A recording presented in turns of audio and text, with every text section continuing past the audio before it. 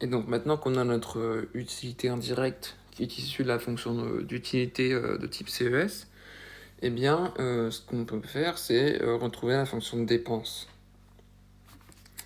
Donc pour ce faire, il faut savoir que, donc, tout d'abord, il faut savoir, donc ce qui est important, c'est à savoir que, donc l'utilité indirecte, qui dépend du revenu et des vecteurs des prix, okay, eh bien, elle est équivalente à l'utilité directe, entre guillemets, hein, à la fonction d'utilité, qui dépend du couple XY.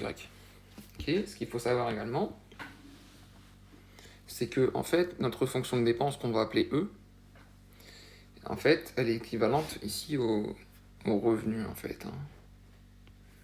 Ce qui est quelque part logique, en fait. La fonction de dépense, en fait, dans le cadre de la fonction de demande Marshall-Allen, eh bien, on maximise l'utilité sous une contrainte budgétaire. Et donc, on fait l'hypothèse que en fait, le consommateur va consommer, va avoir une fonction de dépense telle que, eh bien, ce qui est dépensé est inférieur ou égal au revenu. Mais dans le cadre d'un consommateur qui est rationnel, eh bien, plus il consomme, plus son utilité va augmenter. Et donc, si on raisonne purement en termes d'utilité, eh bien, il aura intérêt à consommer, à utiliser tout son revenu. Et donc, on fait l'hypothèse que la fonction de dépense, hein, qui dépend de l'utilité et du vecteur des prix, eh bien, elle est équivalente au revenu. Donc, tout ça, ça nous permet de réécrire la fonction d'utilité indirecte de manière à retrouver, eh bien, notre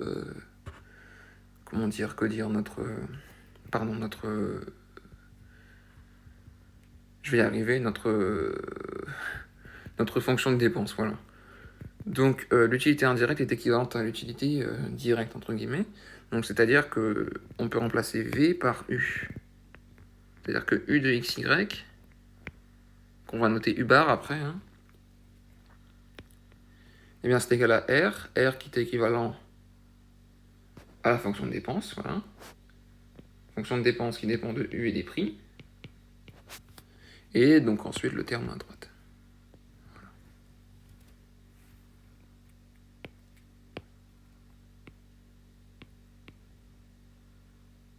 Donc on va remettre en blanc.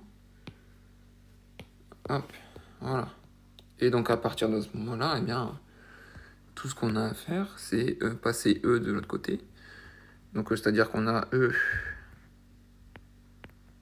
de U et du vecteur des prix à la puissance moins 1. Bon, pour simplifier tout ça, on va plutôt mettre 1 sur E, hein, c'est mieux je pense. Hop. Ce sera plus compréhensible. Et de l'autre côté, on a 1 sur U. Oula.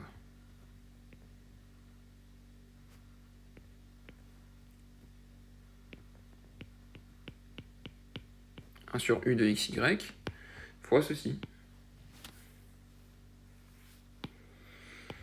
Et donc là, on a 1 sur la fonction de dépense, et bien tout ce qu'on a à faire, c'est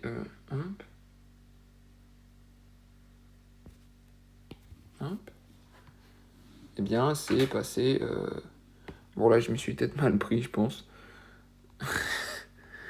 C'est moins clair comme ça, mais bon. Hop, donc, on passe E au numérateur, pardon. J'avais juste à garder E de l'autre côté, hein, mais bon, ça revient même.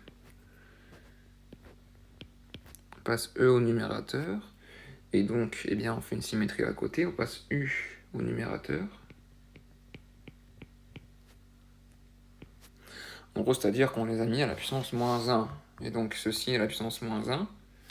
Attends, on va copier. Hein.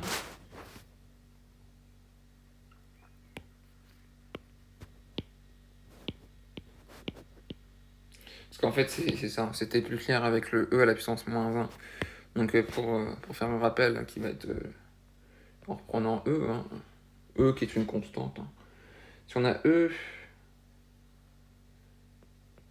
à la puissance moins 1, eh bien, ça c'est égal à 1 sur E. Ok. Et si on veut retrouver E, avec ça, si on veut retrouver E, eh bien, tout ce qu'on a à faire, c'est le mettre à la puissance moins 1. Ce qui nous fait E à la puissance moins 1 fois moins 1. Les moins s'annulant, eh bien, on a E. Voilà. Donc c'est ça qu'on a fait. En fait, on a tout mis à la puissance moins 1. Donc si E à la puissance moins 1 égale ceci, pardon, eh bien, si on met tout à la puissance moins 1, eh bien, forcément, E sera égal à tout ça à la puissance moins 1. Et donc, hop, donc là, on a mis U à la puissance moins 1, ce qui fait que U se retrouve au numérateur.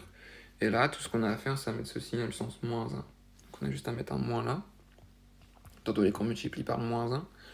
Et donc finalement, on a E, écrit en bleu, ça ira plus vite. Voilà, qui est égal à l'utilité. Donc on va noter U bar, qui est constante.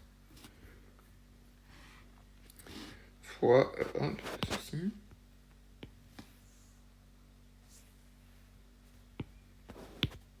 Hop, voilà.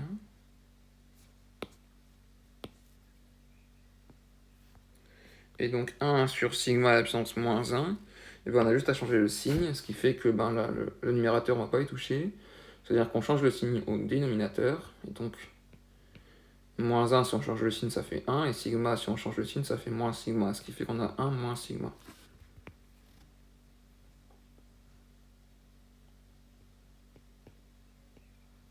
Sur 1 moins sigma.